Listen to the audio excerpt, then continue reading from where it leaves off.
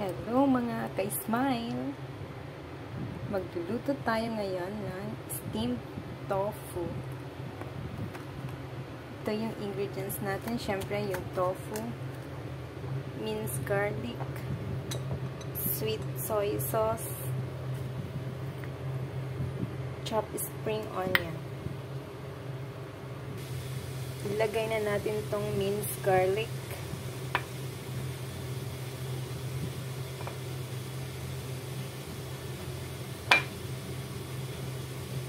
And then, spring onion.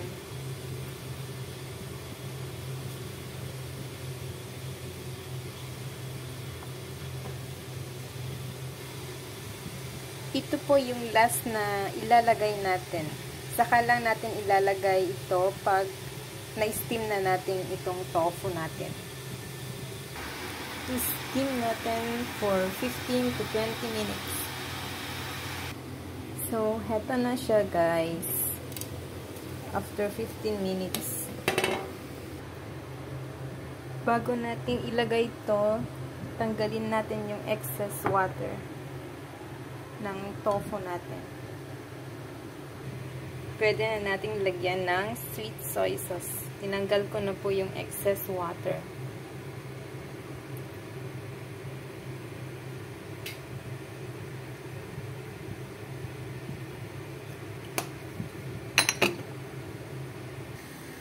And the secret guys, nagpapainit po ako ng mantika. Ibubuhos natin sa steamed tofu natin.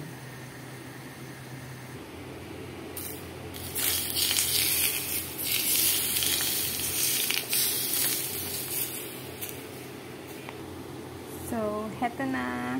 Luto na guys. As simple as that. Meron na po tayong yummy steamed tofu. Try nyo po mga ka-smile.